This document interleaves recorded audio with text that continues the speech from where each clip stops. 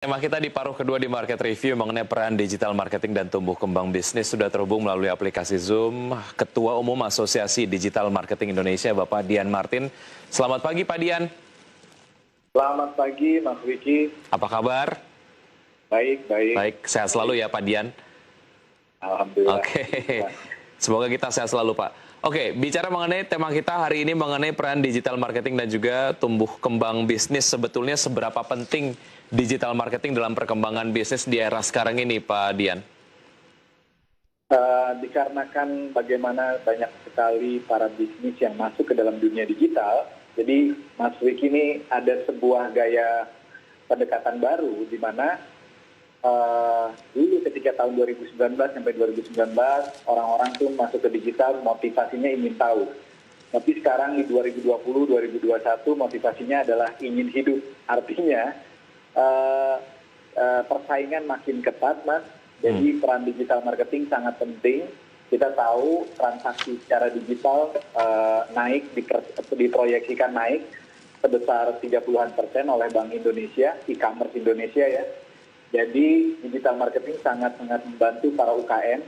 Kita baru saja meneliti transaksi dari 5,8 juta UKM Indonesia di e-commerce. Dan kita menemukan bahwa peran digital marketing sangat penting dikarenakan data-data yang kita temukan. Sayangnya banyak sekali para pelaku ekonomi yang belum memahami bagaimana bertransaksi dengan baik di jalur yang baru ini karena percepatannya dalam waktu yang terlalu singkat buat teman-teman belajar hal tersebut. Gitu Mas Wiki. Baik, ya Pak Dian, lalu apa saja dampak-dampak yang dihasilkan lah jika kemudian sebuah bisnis ini mengutilize digital marketing? Sebagai contoh, kekuatan dari digital marketing adalah kemampuan dia mentarget pasar secara spesifik. Di dalam sejarah marketing, baru pertama kali kita mampu untuk mengetahui isi hati dari calon pembeli kita. Kita mampu menargetkan pasar secara cepat dan tepat. Kenapa? Karena kita bisa membidik pasar di daerah tertentu, usia tertentu, terus kemudian keinginan tertentu, latar belakang tertentu yang cocok dengan produk kita. Di mana tidak terjadi bias dari keinginan mereka. Biasanya kita secara offline melakukan dengan fokus group, interview. Dalam interview terkadang ada bias. Seperti kita tahu, kita tidak pernah bohong ke kolom pencarian Google. Barangkali kita pernah bohong ke orang lain, ke orang terdekat kita, tetapi pada Google kita mengatakan apa isi hati kita. Sebagai gambaran di dunia politik juga tahun 2015 misalnya digunakan di Amerika untuk kampanye politik dengan menggunakan teknik digital marketing yang sama.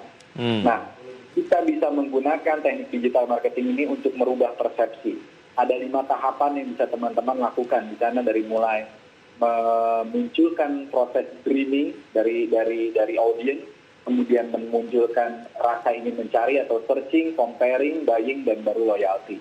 Jadi memang impact-nya sangat luar biasa karena bisa cepat dan tepat menjangkau orang-orang yang sesuai dengan produk kita. Baik, Anda tadi menyebutkan bahwa kegiatan digital marketing ini adalah sebuah upaya yang perlu dilakukan lah oleh dunia usaha. Tapi kalau kita kemudian bicara spesifik mengenai bidang-bidang usahanya, yang betul-betul perlu untuk memiliki lini digital marketing ini, bisnis-bisnis yang seperti apa, Pak Dian? Bisnis yang berhubungan dengan manusia. Artinya semuanya jadi, ya? Jadi semuanya. Selama market kita itu adalah manusia yang terkoneksi secara digital, maka kita bisa mempengaruhinya. Saya mau kasih gambaran ya Mas Wiki ya. Orang berpikir ketika bisnisnya besar sekali, misalnya properti, penambangan, mining, ataupun energi terbarukan. Ketika decision maker-nya adalah manusia, maka kita bisa mempengaruhi decision maker itu melalui digital.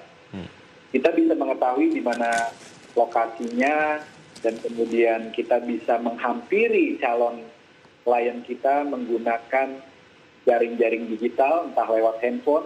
Sebagai gambaran, Indonesia adalah posisi ketiga di dunia negara paling terkoneksi dengan handphone berdasarkan data tahun 2021. Yang pertama Afrika Tenggara, kedua Eropa, ketiga adalah Asia Tenggara ini, di mana kita berada. Ketika kita terkoneksi secara handphone, jadi apapun bisnisnya, selama decision maker-nya, entah itu yang beli ataupun yang mempengaruhi keputusan terhubung dengan handphone, kita bisa menggunakan digital marketing untuk mempengaruhi.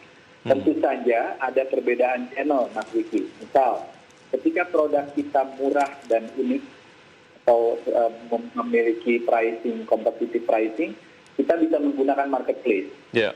Ketika produk kita adalah produk jasa dan juga produk yang cukup mahal, maka kita bisa menggunakan search engine untuk promosi. Ketika kita menginginkan terjadinya branding, maka gunakan sosial media dan YouTube. Jadi jangan secara fokus kita menggunakannya sebagai transaksi channel, karena dia sosial media channel. Nah terus kemudian untuk makanan, teman-teman bisa menggunakan chatting platform. Itu ada beberapa pembagian besar untuk memudahkan teman-teman yang baru masuk ke dunia digital. Baik, adanya digital marketing ini membuat aktivitas marketing menjadi borderless gitu ya. Kita memarketingkan sebuah bisnis ke siapapun itu bisa sekali. Oke, kegiatan-kegiatan apa saja yang bisa dikategorikan sebagai kegiatan digital marketing? Usaha jeda berikut ini, Pak Dian kita akan lanjutkan dan berusaha tetap di Market Review saja kami akan segera kembali.